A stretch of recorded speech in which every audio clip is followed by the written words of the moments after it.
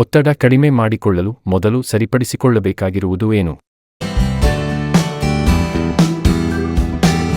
ಒತ್ತಡ ಕಡಿಮೆ ಮಾಡಿಕೊಳ್ಳಲು ನಾವು ಮೊದಲು ಸರಿಪಡಿಸಿಕೊಳ್ಳಬೇಕಾಗಿರುವುದು ನಮ್ಮ ಆಹಾರ ಕ್ರಮ.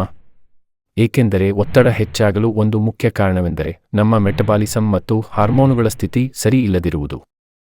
ಎಲ್ಲಿಯವರೆಗೂ ನಮ್ಮ ಮೆಟಬಾಲಿಸಮ್ ಮತ್ತು ಹಾರ್ಮೋನುಗಳ ಸ್ಥಿತಿ ಸರಿ ಹೋಗುವುದಿಲ್ಲ, ಅಲ್ಲಿವರೆಗೂ ನಾವೇನು ಮಾಡಿದರೂ ಒತ್ತಡ ಕಡಿಮೆಯಾಗುವುದಿಲ್ಲ. ಸಮತೋಲನ ಪೌಷ್ಟಿಕ ಆಹಾರ ಕ್ರಮದಿಂದ ಸಕ್ರಿಯ ಮೆಟಬಾಲಿಸಮ್ ಅನ್ನು ಹೊಂದಬಹುದು ಮತ್ತು ಹಾರ್ಮೋನುಗಳ ಸಮತೋಲನತೆಯನ್ನು ಕಾಪಾಡಿಕೊಳ್ಳಬಹುದು.